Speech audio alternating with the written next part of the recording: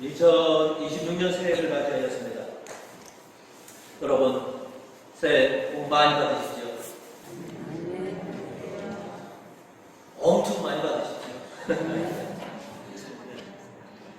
오늘 2026년 새해 첫 주일을 우리가 맞이하여서 그래서 오늘을 저희가 신년 주일로 지키고 있습니다. 오늘 새해 들어서 첫 주일에 반갑게들 교우님들을 서로 만나셨을 때 새해 복 많이 받으라고 복들 이렇게 빌어주셨죠.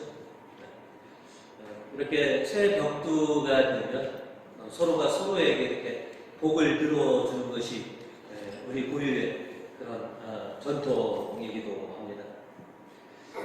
그리고 교우님들이 축복받은 인생이 되시도록 그 길을 안내하고 또 하나님의 복을 빌어드리는 것이 저 같은 사제 사명 중에 하나입니다. 하나님께서 일찍이 이스라엘 백성들을 택하시고 아론과 그의 아들들을 이스라엘의 사제로 택하시면서 이렇게 명하셨습니다. 신명기 6장 24절에서 27절까지의 말씀이신데요. 야훼께서 너희에게 복을 내리시며 너희를 지켜주시고 야훼께서 웃으시며 너희를 귀엽게 도와주시고 야훼께서 너희를 보이시어 평화를 주시기를 빈다. 그들이 이렇게 이스라엘 백성에게 내 이름으로 복을 빌어주면 내가 이 백성에게 복을 내리리라. 사제들을 유명하면서 그 사제들이 하나님의 이름으로 백성들에게 복을 빌어주면 내가 그대로 이루어 주리라 라고 그렇게 하셨습니다. 이 같은 사명을 받은 사제로서 하나님의 자녀된 여러분들이 올 한 해 하나님께서 섭리하시고 계획하신 그리고 여러분을 위해서 예비해 놓으신 축복을 온전히 누리실 수 있도록 성경의 가르침에 따라서 축복의 비결을 가르쳐 드리는 것이 사제의 중요한 또 사명이라고 말할 수 있겠습니다. 그래서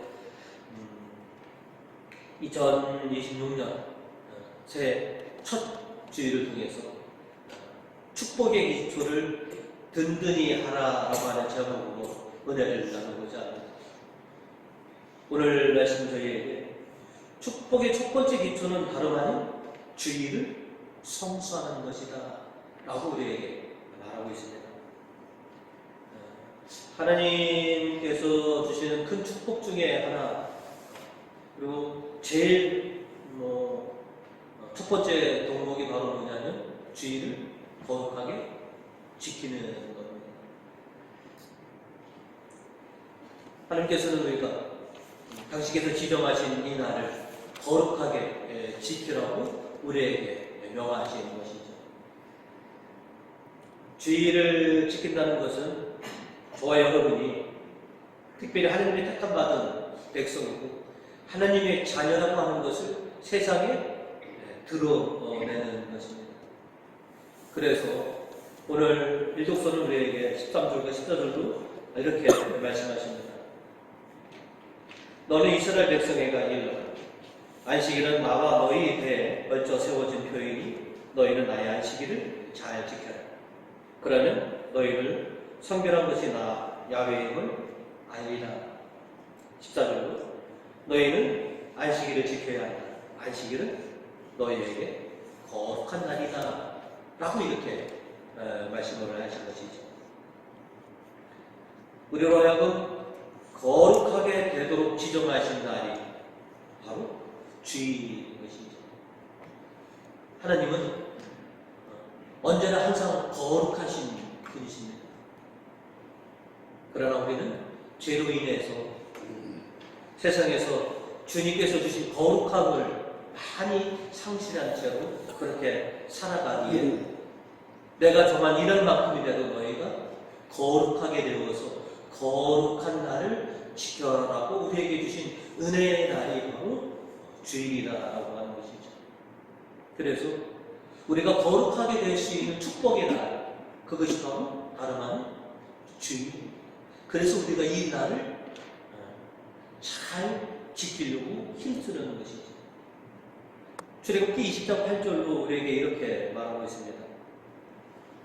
안식일을 기억하여 거룩하게 지켜라. 엿새 동안 힘써 내 모든 생업에 종사하고 이랜 날은 너희 하나님 앞에서 쉬어라. 우리나라 분들이 생략하는 게 많잖아요. 단어도 줄이는 것도 많고. 쉬어라라고는 잘 기억합니다. 근데 그 앞에를 까먹어요. 성경은 분명히 주님 앞에서 쉬어라. 주님은 분명하게 어디서 쉬어야 될지를 분명하게 명시해 뒀는데 우리는 그거를 자꾸 까먹습니다. 그래서 우리는 주일을 기억해야 하는 것이죠. 주일은 바로 나의 날이 아닌 바로 거룩하신 하느님의 날입니다. 하느님의 날을 기억하고 그 어떤 날과는 좀 구별되게 지키는 것, 이거를 우리가 분명히 기억해야 합니다. 주일은 다른 엿새와 더불어 우리가 다르게 지내야 하는 날이구나 라고 하는 것을 우리가 기억해야 하는 것이죠. 하나님께서 우리에게 구원 은혜를 주시기 위해서 제정하신 우리로 하여금 거룩하게 다시 회복되게 해주신 날이 이 주일이다 라고 하는 것을 우리가 꼭 기억해야 하는 것이죠. 그래서 여러분 달력에 보시면 주일이 어디 와 있습니까? 맨 앞에. 근데 여러분은 일주일을 계산하면 어떻게 세수하세요? 월, 화, 수, 목, 금, 토? 일이 끄트머리잖아요. 근데 우리 달력은 일, 월, 화, 수, 목, 금, 토 이렇게 되어 있어요. 이거를 분명히 기억하세요. 뭐가 제일 앞에 와 있느냐라고 하는 것이죠. 그리고 주일은 또 우리가 기념하는 날입니다.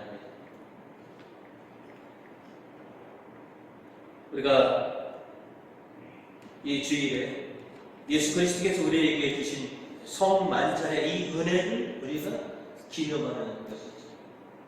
그리고 주님의 그 은총과 섭리 안에서 늘 우리가 살아가는 사람이 되고자 하는 것. 그래서 주일은 기억하고 기념하는 날이고 우리가 비로소 하나님이 우리에게 주셨던 거룩함을 회복하는 날인 것이죠. 그러니 1년에 주일이 몇 번 있으시죠? 옛날에 저 주일학교 다닐 때 주일학교 교과가 1년에 쉬운 2번 여기 모이네, 이게 주일학교 교과거든요. 1년에 주일이 쉬운 2번이니 쉬운 2번 바로 주님의 성전에서 모인다. 그 쉬운 2번 중에 오늘 첫 번째를 지키셨으니 시작이 가능하셨으니 이제 남은 51주도 늘 주님 앞에서 거룩하게 계시는 축복받으시는 교우님들 되시기를 주님의 이름으로 축원드립니다. 두 번째 비결은 11조 생활을 하십시오라고 우리에게 권고하고 있습니다. 우리가 주일을 지키는 것보다 더 힘들고 어려운 게 뭐냐 하면 11조 생활을 하는 겁니다. 이 11조 생활을 하기 위해서는 기본 마음과 생각이 분명히 있어야지만 됩니다. 성서에 의하면 11조는 우리가 생각하는 것처럼 해도 되고 하지 않아도 되는 그런 게 아닙니다. 모세가 정한 것도 아니고 율법학자와 바리새파 사람이 정한 것도 아니고 성경에 하나님이 명시해 줍니다. 내 백성은 11조 생활을 해야 한다라고. 이 11조 생활을 하기 위해서는 우리의 기본 마인드가 여기에 장착되어 있어야 하는 것이죠. 우리 교우님들 주얘기도 맨 마지막에 우리에게 뭐라고 확정하시죠? 나라와 권세와 영광은 다 하나님의 것. 이게 11조 생활의 기본 마인드입니다. 이 세상의 모든 것은 하나님의 것. 나에게 사용하라고 준 모든 것 또한 하나님의 것. 내 명의, 나에게 주어진 모든 것도 다 하나님의 것. 나라와 권세와 영광, 이 세상 모든 것이 다 하나님의 것. 이게 기본으로 장착이 되어 있어야지만이 11조 생활하는데 우리가 부담이 되지 않습니다.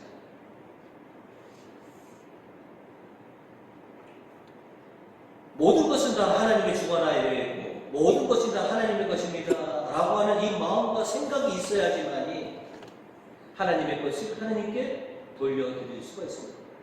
그래야 아깝지도 않고 이게 내 건데 라고 하는 생각도 많이 들기 때문에 그렇습니다. 하나님께서는 이 세상 모든 것은 나의 것이다.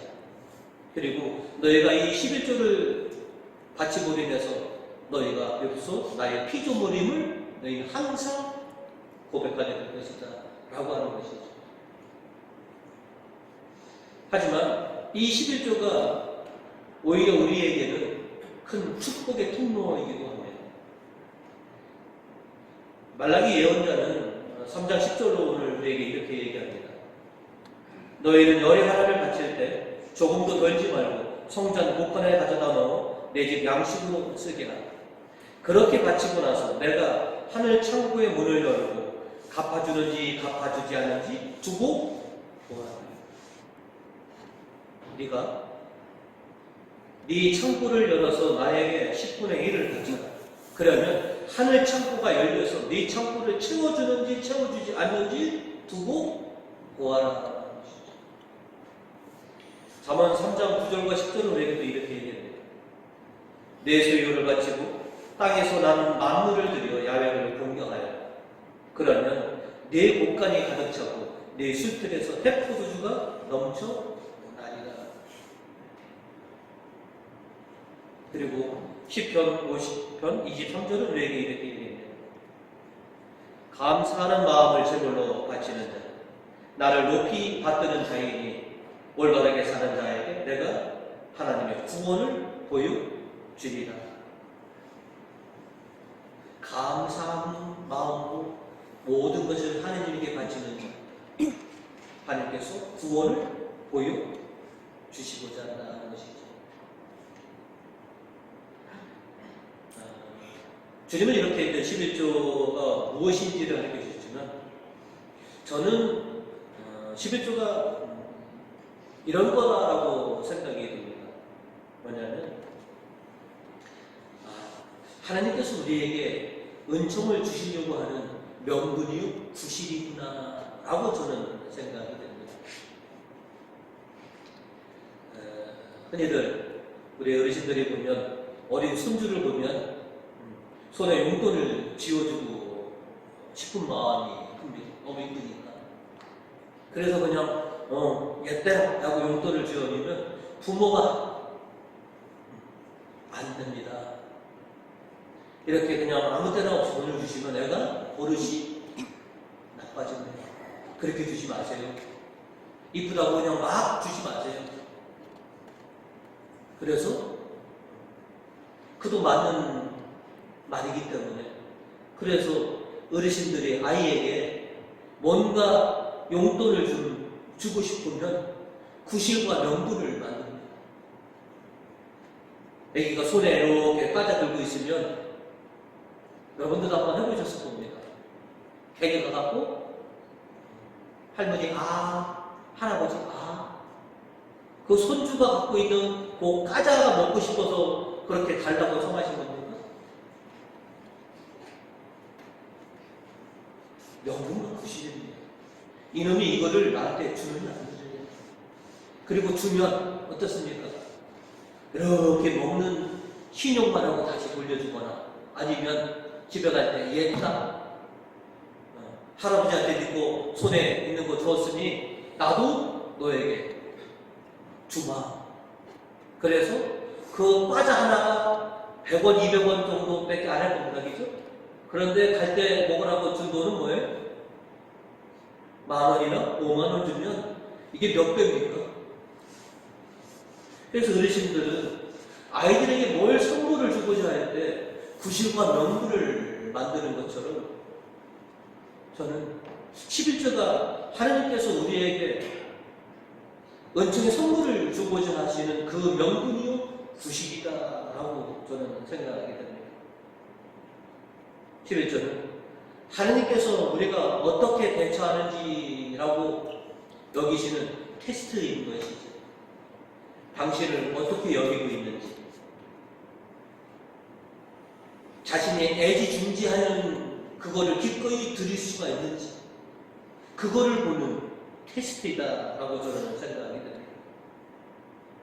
그리고 그것을 패스한 자녀들에게 흡족한 마음으로 기꺼이 역겁절의 선물로 대갚아 주시는 것이 바로 어르신 것처럼 하나님께서는 우리로 하여금 11조를 통해서 우리가 당신을 어떻게 여기고 계시는지에 대한 테스트인 것이죠. 정말로 소중하고 귀한 이 세상의 물질들을 가지고 기꺼이 하느님을 위해서 자 여기 있습니다 라고 그렇게 드릴 수 있느냐라고 하는 것을 보시는 거다라고 저는 생각이 됩니다. 우리를 늘 측은하게 여기시고 우리를 늘 사랑해 주시는 그 하나님께서 자녀된 우리들에게 짐이 되고 부담되도록 11조를 명하신 것은 결코 아니시더라는 것이죠. 모든 것이 다 하나님 것인데 우리가 드리는 11조로 뭐 그렇게 크게 기뻐하시게 되냐는 것이죠. 다 모든 것이 당신 것입니다. 그런데 우리는 그것이 부담으로 짐으로 실은 다가오더라는 것이죠. 그 마음을 바꿔라라고 하는 것이죠. 기쁜 마음. 이제 좀 모험을 하고 좀 용기를 내셔서 도전해 볼 필요가 있습니다. 말라기의 예언자 말처럼 두고 보아라. 하나님께서 내 창고를 채워주시는지 한번 시험해. 성경 그 어디에도 하나님을 시험하지 말아라 라고 나와 있습니다. 그런데 채워주는지 채워주지 않는지 두고 보아라 라고 하는 게 뭡니까? 시험을 기꺼이 하나님께 감사를 드리고 내 창고가 차는지 안 차는지 시험을 봐라. 이제 주님의 이 귀한 말씀을 가지시고 때로는 부담이 되고 때로는 짐처럼 느껴지지만 기쁜 마음으로 먼저 주님께 드림으로 인해서 주님께서 예배해 놓으신 것들을 오롯이 차지하실 수 있는 그런 2026년이 되시기를 주님의 이름으로 축원드리겠습니다. 아멘. 그리고 세 번째로 축복의 기초는 하나님을 경외하며 살아라라고 하는 것이죠. 우리가 하나님과 하나님의 말씀을 소홀히 여기면 하나님도 우리를 귀하게 여기지 않으실 수가 있다라고 하는 것입니다. 그러나 우리가 하나님과 하나님의 말씀을 귀하게 여기면 여길수록 하나님도 우리를 귀하고 소중하게 여겨주신다는 것이죠. 오늘 시편 1절과 2절은 우리에게 이렇게 얘기합니다. 복되어라. 야훼를 경외하며 그의 길을 걷는 자. 내 손으로 일하여 그것을 먹으니 그것이 내 복이며 너의 행복이다. 그리고 4절은 이렇게 말씀하십니다. 보아라. 야훼를 경외하는 자는 이렇게 복을 받으리라. 하느님을 경외하는 자, 하나님의 복을 받을 것입니다. 저 어려서 어르신들에게 많은 말씀 중에 자주 듣던 말씀은 뭐냐면 이겁니다. 자고 어른 말을 들으면 자다가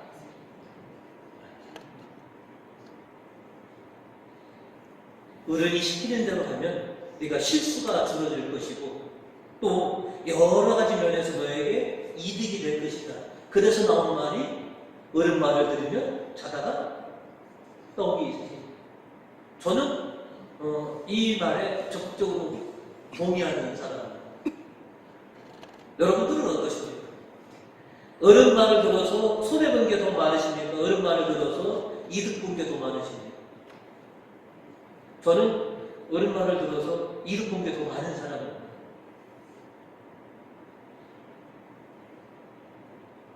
어른 말을 들으면 자다가도 떡이 생기는데, 그죠? 그런데 창조주이시고 주권자이신 하나님의 말씀을 들으면 자다가 뭐가 생기겠습니까? 경륜 있는 어른의 말을 들어도 자다가 떡이 생기는데 창조주이시고 주권자이신 그 하나님의 말씀을 들으면 우리가 뭐가 생기겠습니까? 자다가 떡만 생기겠습니까? 왜 하나님께서 당신을 경외하라라고 하는지 그것이 다 너희가 잘 되는 일이고 너희가 복되게 사는 일이기 때문에 하나님을 경외하여라 라고 이렇게 요청해 주고 있는 것이죠. 이제 2026년은 늘 하나님을 경외하면서 살아가는 그런 한 해를 좀 만들어 보고자 합니다. 누군가가 얘기했습니다. 인생은 모험과 도전이다. 그리고 도전하는 인생이 아름답다라고 했습니다. 신앙이 마찬가지입니다. 신앙생활은 모험과 도전입니다. 단 한 번도 성경에 안주하라, 지금으로 만족하라라고 하지 않습니다. 항상 변화하고 항상 모험하고 도전해보는 것.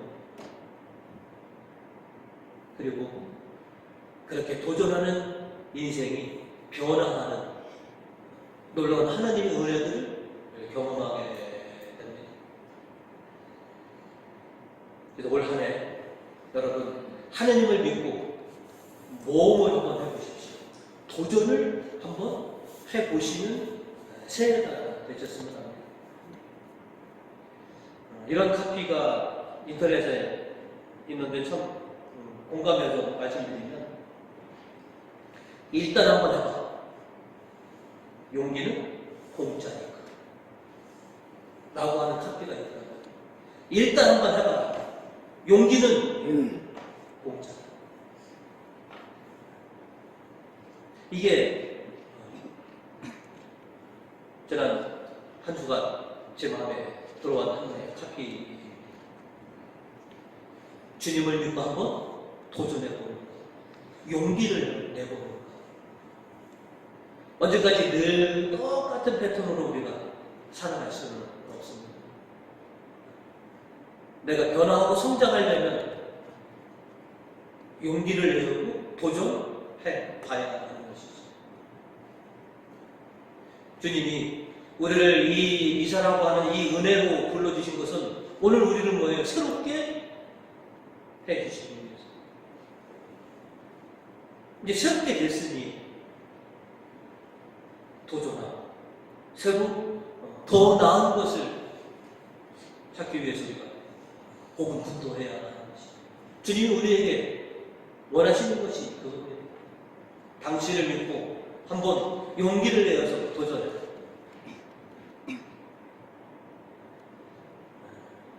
제가 사세생활 26년 9제 때부터 27년 동안 똑같은 설교를 1년에 딱 한 번 합니다. 그리고 이 설교를 27년 동안 해왔습니다. 신년 주일에 교훈도 하고 복받는 비결을 가르쳐드리는 것. 외간 사람들은 토종 비결 보러 간다, 뭐 보러 간다, 뭐 점 보러 간다 이렇게 하잖아요. 그런데 우리 신자들도 하나님으로부터 축복받는 새해가 되려면 어떻게 되느냐, 이거를 가르쳐주는 것이 사제의 사명 중에 하나인 것이죠. 그 누구보다도 하나님의 자녀로서 축복받는 새해를 살아가실 수 있도록 상기시켜드리는 겁니다. 근데 지금까지 말씀드린 이 모든 것은 여러분 생소한 것이 아닙니다. 이미 여러분이 아주 귀에 딱지가 앉을 정도로 여러분이 잘 아시는 거지만 잘 실행하지 못했던 것이 바로 이것입니다. 아는데도 우리가 잘 실행하지 못했다. 하지만 올해는 한번 도전을 해보시는 겁니다. 과연 하나님의 말씀대로 그리 되는지 아니 되는지 한번 도전해요. 그래서 주님을 믿으시고 도전해 보시기 바라겠습니다. 용기를 가지시고 과연 더 은혜로운지 아니면 더 궁핍하게 되었는지 여러분이 몸소 체험해 보시는 한 해가 되었으면 합니다. 주님이 우리를 위해서 예비해 놓으신 것은 우리가 상상할 수가 없습니다. 항상 풍성하게 예비해 놓으신 이 하나님의 놀라운 은혜들을 여러분이 오롯이 여러분의 것으로 만드실 수 있는 것은 오직 여러분이 도전하시느냐 아니하시느냐 여기에 달려 있습니다. 여러분의 믿음과 여러분의 삶을 위해서 믿음으로 도전해 보시고 하나님의 놀라운 축복을 받으시는 2026년을 만들어 가시는 복되신 여러분이 되시기를 주님의 이름으로 축원드립니다.